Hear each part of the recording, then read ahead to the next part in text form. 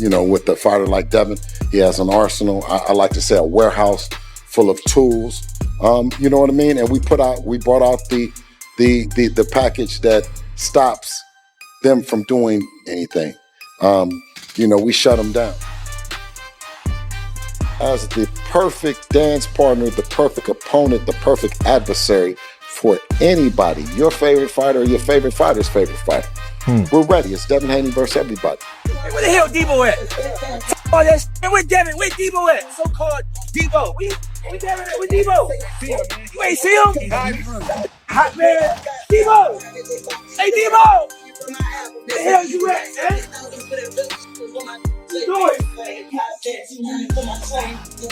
Where is Debo? We looking for you. We on the block. Debo got hit with a brick. Y'all already know how. Yeah. Debo, where you at? He scared his brick. But I am going to tell you, he is the baddest guy in boxing, period. He's pound for pound number. Bill Haney made his position crystal clear the moment Keyshawn Davis stepped into the public conversation. There was no diplomacy, no measured response. Bill came out swinging, questioning whether Davis had earned the right to speak Devin's name in that context at all. He challenged Davis's standing, suggesting that calling out a former unified champion requires more than confidence and a microphone. That response landed hard in boxing circles, and it immediately reframed the situation from a casual call-out into a genuine rivalry with real tension underneath it. The same thing that we talked about we were going to do in the DM before you picked Jermaine. You promise? Remember, you promised. You the promoter. Well, I got you. Listen, in the DMs, I got your word on it. All right, just stand on it. Good luck. Handle that business, okay? The back and forth didn't cool down. It escalated. Bill Haney made remarks that many in the sport interpreted as dismissive, not just of Keyshawn Davis specifically, but of the class of fighter he represents. The suggestion that fans should think twice before investing belief in certain challengers struck a nerve. It came across less as strategy and more as condescension. And in a sport where perception shapes everything, those words carried weight far beyond whatever was intended. Me? Or is it every Hispanic or Latin fighter that Debo pulls up on starts to become a comedian? I mean, we started with Subriel Matias. I mean, he was on Jokey Joke, comedian time. Teofimo Lopez, comedian. Rolly Romero, comedian. Ryan Garcia, comedian. And not Sanders Zayas, Jokey Joke. I'm asking the Latino community that represents so much in this boxing, when did everything get so Jokey Joke? And how long you gonna stand for that? They say everything except let's fight.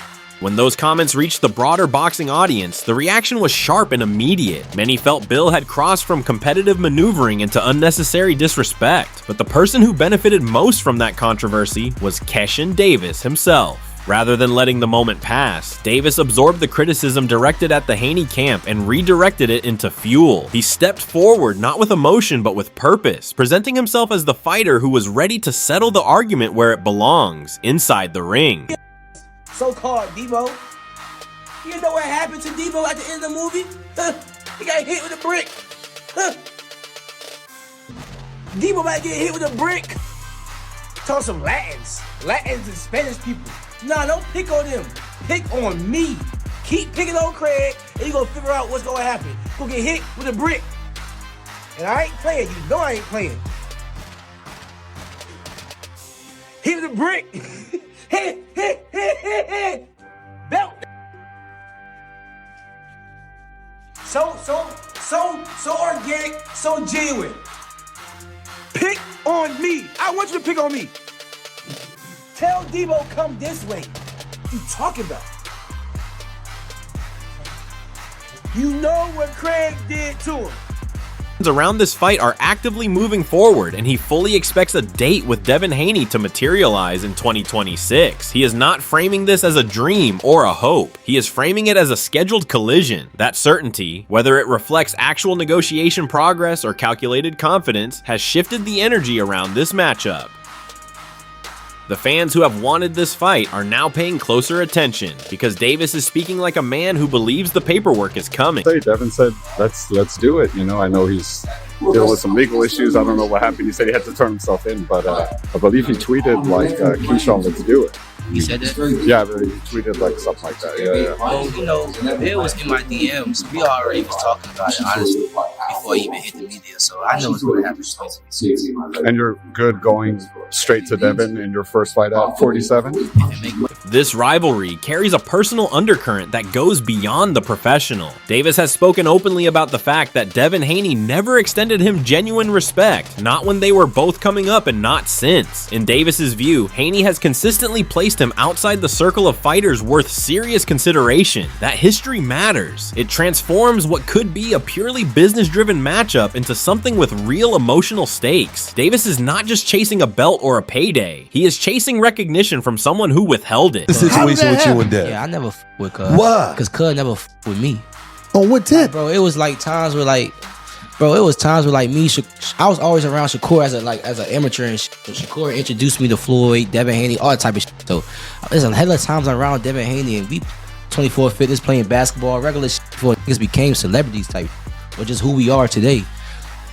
And niggas just never even looked me in my eyes, never showed me respect. Like it never. Shakur always like, yo, this nigga Keyshawn, this and that third. He be like, for real, that nigga still a kid. And like he just never give me my respect. He sons you. You know what I'm saying? So it's like big ass nigga, you know goddamn well. Nigga, now I'm here, nigga, and everything Shakur been saying, nigga, I lived up to it and then some. I'm talking about, and he's still like, his father used to. It's crazy because my beginning of my professional career, his father used to be like, oh, the businessman.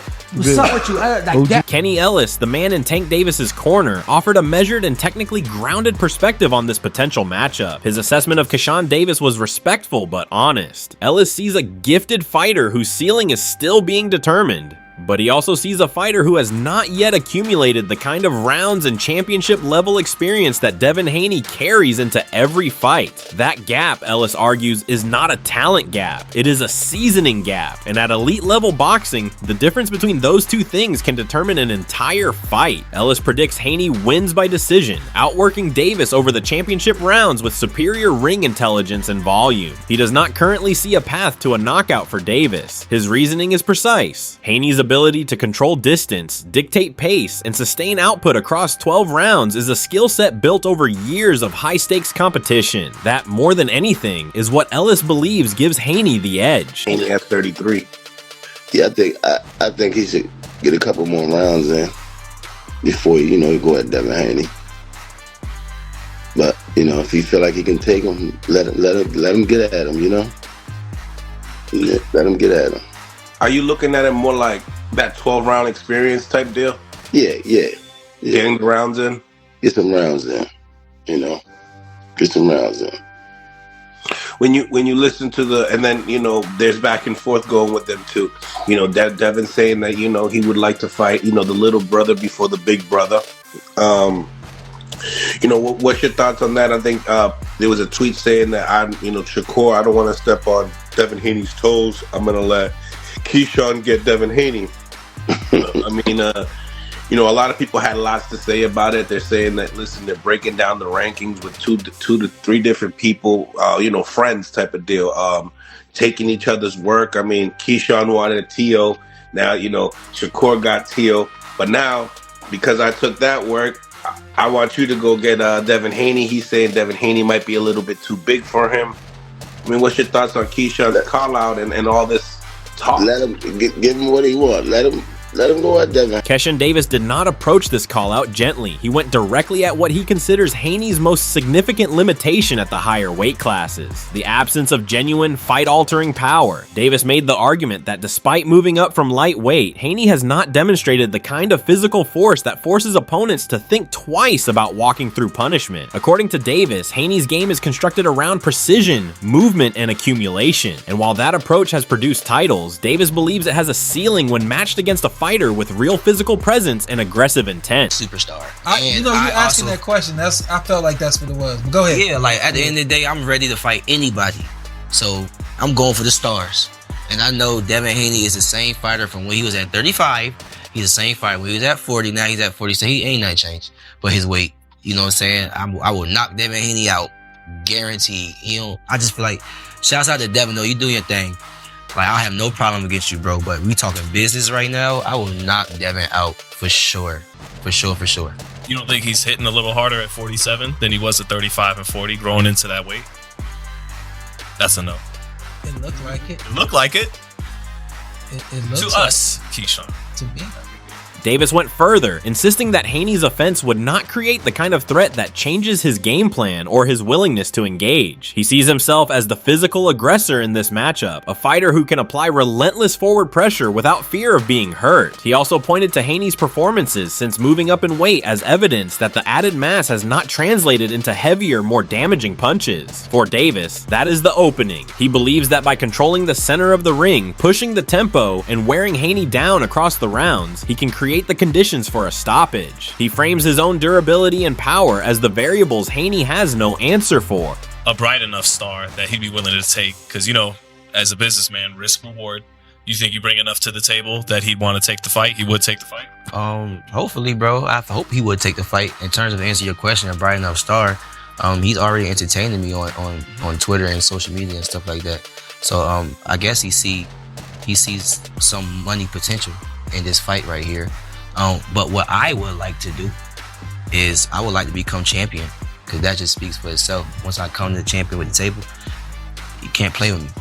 You know what I'm saying? Like, everybody know me. People know me. I can go to the UK and sell.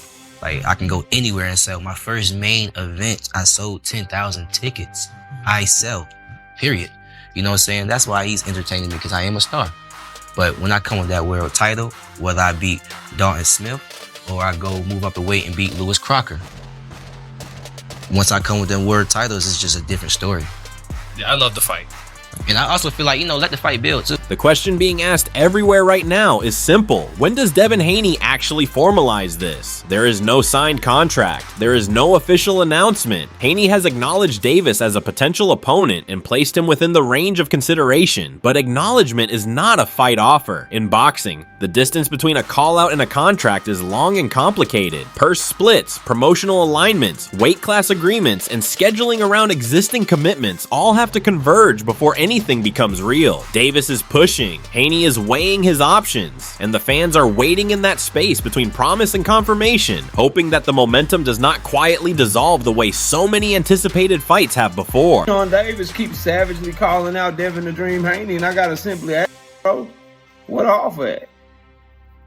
What off at? Devin Haney fans love that A-side, B-side. Well, A-side got to send the offer. Hey, bro, but Devin got a rematch clause with Cambosos. It don't matter. Send the offer and prove that he really got a rematch clause. Say, bro, Devin Haney already announced his fight with Regis Prograis. It don't matter, bro. Send the offer and prove that he really fighting Regis. Well, Devin Haney fans. Devin should be sending Keyshawn Davis an offer, right? Right? Let me know what y'all think. Smash like, sub up. I'll see y'all soon. Davis has gone beyond questioning Haney's power. He has questioned his competitive toughness. In a series of public statements, Davis has framed Haney as a fighter whose reputation has been carefully constructed but not pressure tested in the way that truly separates elite fighters from celebrated ones. He has challenged the idea that Haney brings an intimidating physical presence to the upper weight classes, arguing that the things fans praise most about Haney, his sharpness and his technical discipline, are qualities that disappear under the right kind of sustained physical adversity. These are fighting words in every sense. Davis is not just selling a fight, he is challenging how the sport has evaluated Devin Haney. With steroids, and it changed his whole career. It changed how he talked, it changed everything. So us seeing Devin Haney doing all of this, with a person that had 0.1 estrogen, and we all seen that Ryan Garcia was still in there getting tired. And it's like, bro, I'm sorry, there's no other word to put this. You're a bitch. Excuse my language. That's how I feel. You're soft. You do not take your L's.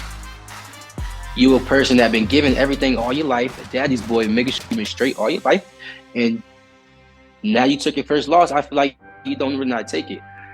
Granted, I wasn't in there fighting Ryan Garcia, but you asked me how I feel.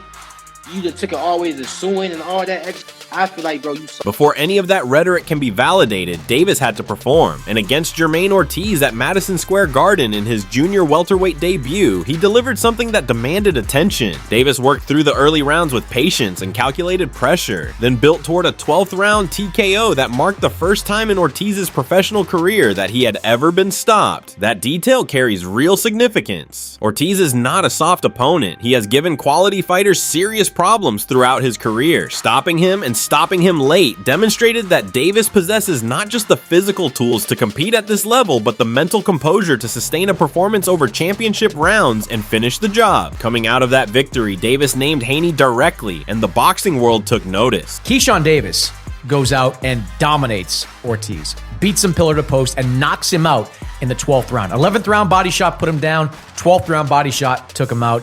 I was really impressed with Keyshawn that night. How about you? Yeah, no, I was impressed because Ortiz was a handful. And I think that's the best I've seen Ortiz fight. We know that he's a championship spoiler, right? If you're not careful with guys like Ortiz, they can win quiet rounds, and next thing you know, you're in trouble in the later part of the rounds.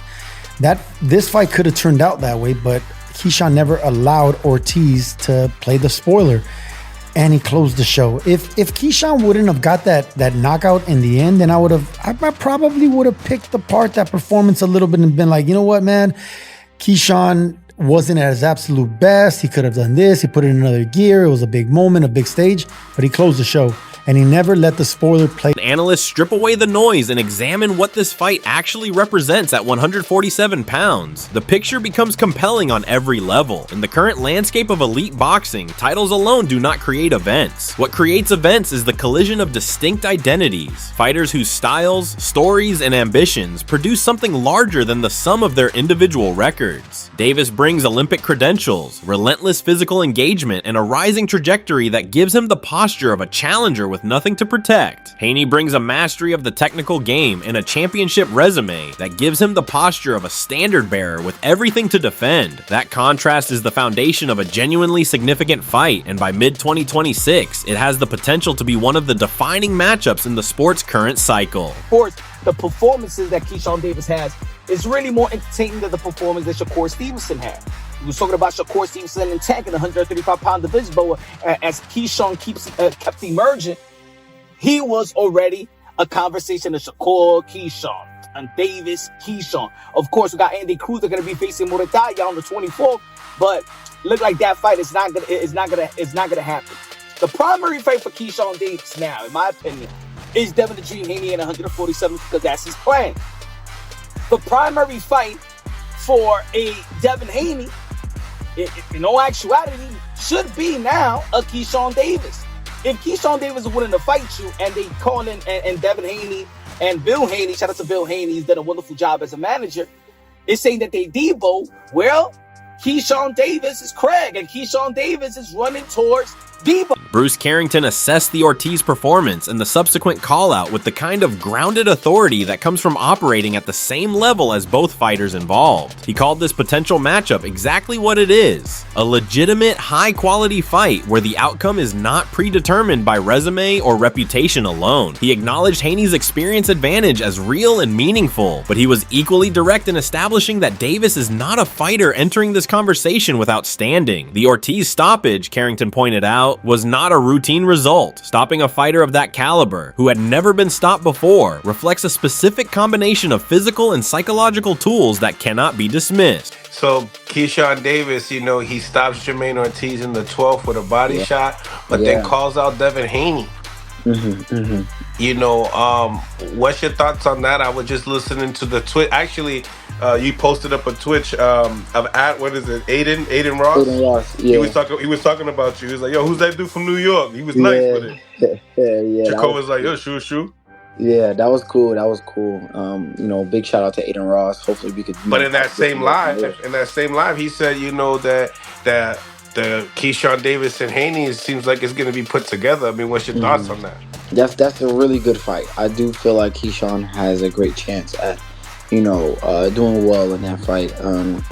I think that Devin has the experience on his side, but Keyshawn has a lot of tricks up his sleeve, and he's looking strong. He's looking really strong his last few fights. And he made a point, I think, in his post-fight interview, like, a lot of people not giving him credit for his last few wins. Like, he's been stopping guys. Harrington also addressed the physical dimension of the matchup honestly. He recognized that Haney carries natural size advantages at this weight class, but he was careful not to frame that as decisive. Davis, he noted, is not stepping up as a small fighter asking to survive. He is a naturally growing athlete whose body suits the higher weight class. Carrington positioned this as a fight where the size factor exists but does not define the outcome, which makes the technical and tactical chess match between two high-level operators the more important conversation. Like, Jermaine Ortiz is a legit fighter.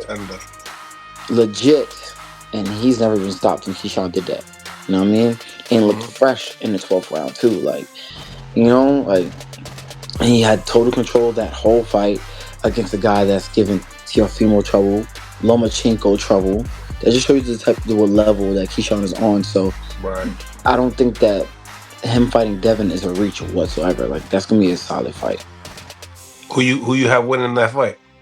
I genuinely don't know. I do think that Devin is a naturally bigger guy, but Keyshawn's not that small. I ain't front. Like, Keyshawn, even though he's going up in weight, he's not that small.